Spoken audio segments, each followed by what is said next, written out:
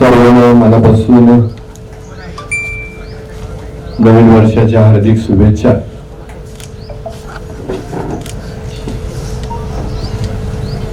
दोन 2025 वर्ष सरलं आणि नवीन वर्ष सुरू झालं आणि त्या दिवशी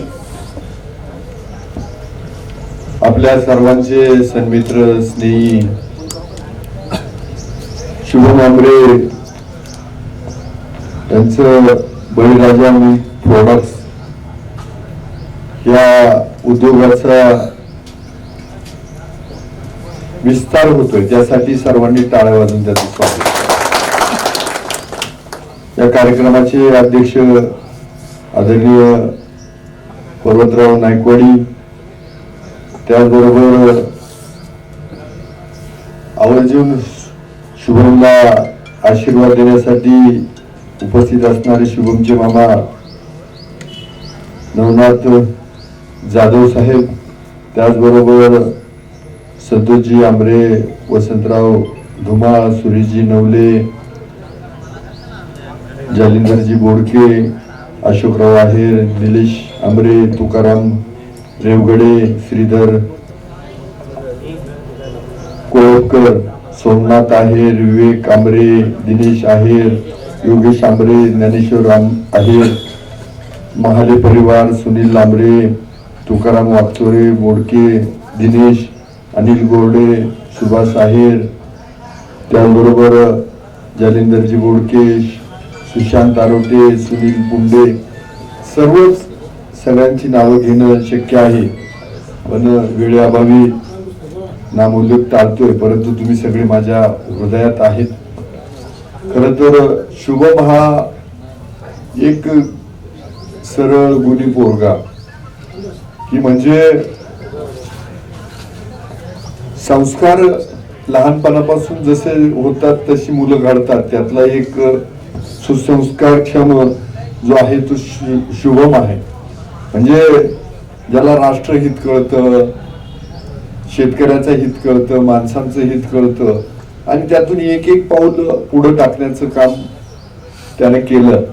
म्हणजे डिग्री घेतली, खरं तर त्याने इंजिनिअरिंग केली, त्याच्यानंतर सेतू सुरू केला आणि वळला मात्र कृषी व्यवसायाकडं, म्हणजे खाद्याची सुरुवात केली आणि त्यातून एक एक पाऊल चढ उतार सहन करत करत खरं तर कमी वयामध्ये खूप चांगले बरेच चढ उतार तुला सहन करावे लागले. कदाचित हे सगळे चढ उतार तू घरच्यांना सांगितले असते तर घरचे हातबल झाले असते, परंतु ते पेलवलं. म्हणजे मला एक वयस्कर आहे, त्यांनी मला सल्ला दिला होता की आता असे एखादं बाळ दाखवा का ते न पडता चालायला शिकलं. असं होतच नाही ना की ते बाळ पडतं, रांगतं आणि ते चालायला शिकतं. ते पडणं, त्याचं रांगणं हा त्याच्याकडनं परमेश्वर त्याचा काय व्यायाम करून घेतात, त्याला लायबल बनवतात. त्यामुळे आयुष्यात येणारे चढ उतार तुम्हाला तुमची परीक्षा पाहून तुम्हाला पुढे नेण्याचं काम करतात. आणि शुभमनं एवढं सगळं, आता तुपाची विक्री जोरात होती, पेढा चालू आहे, आता कारभारी घरी येणार, हा काय पट्टे आपल्याला वेळ नाही आहे ना. 2026 मध्ये धुमधडाका आहे, म्हणजे अजूनही प्रगती होईल. 26 नंतर काय त्यात हे नाही. मध्ये शुभम उपोषणाला बसला, मला फोन आला त्याचा की म्हणजे उपोषणाला. म्हटलं लोकशाहीने अधिकार दिलाय तुला, पण पहिल्यांदा तुझ्या मागण्या मागून पाय, नाही भेटलं तर उपोषणाला. पण मग काही मित्र भेटले आणि शुभमनं उपोषण केलं. तर उपोषण केलं तर त्याचं कदाचित पहिलंच उपोषण असेल ते, अति आमरण उपोषण सुरू केलं. म्हणजे आधी काय अण्णा हजारेला भेटला नाही, अनुभव तर विचार थेट सुरू झाला. आणि मग पहिला दिवस, दुसरा दिवस, 5वा दिवस, 7वा दिवस फार रखडला गडी. मी तिकडे मला तालिका अध्यक्ष करून ठेवलेलं, ते खूप पाहता येईना मला सभापती. ते म्हणे साहेब या, तुम्ही जर प्रामाणिकपणाने शेतकऱ्यांना सरकारची बाजू मांडली तर मग मात्र मी ठरवून उपोषण सोडायचं की नाही. एक दिवस अधिवेशनातून मी निघून आलो.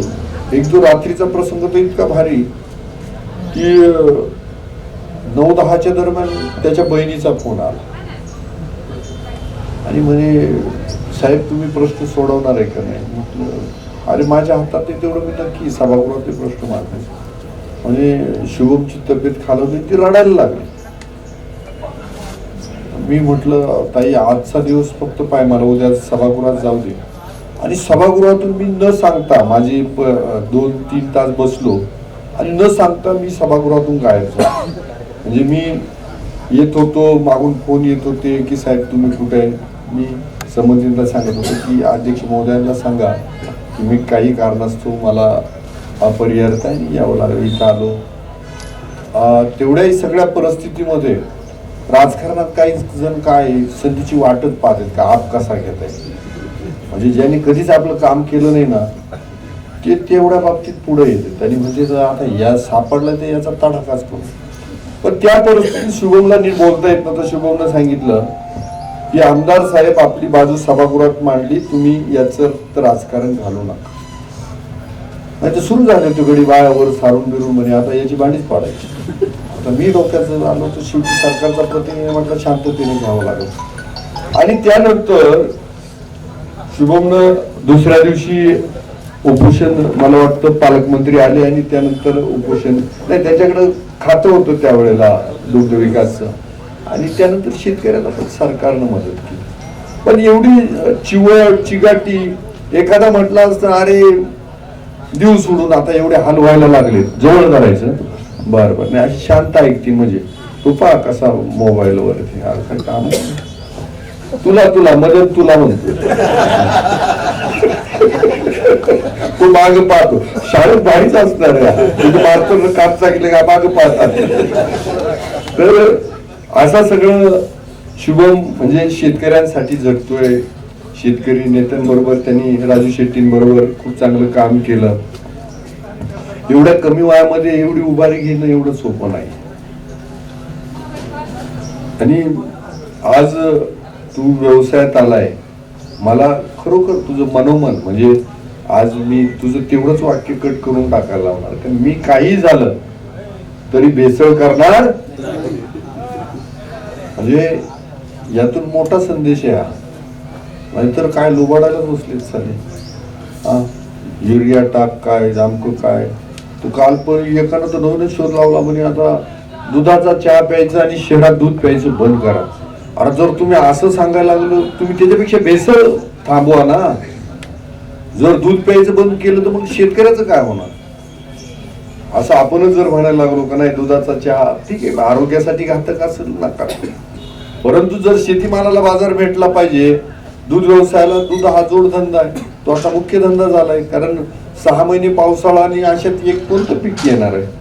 तर त्यामुळं दूध व्यवसायात तुमच्यासारखी जेव्हा प्रामाणिक माणसं येतील, मी तुझं नाव मला वाटतं त्या शमशेरपूर विरगाव शमशेरपुराला गेलो होतो, तिथे एकानं व्यवसाय सुरू केला त्याचाही तूप व्यवसाय.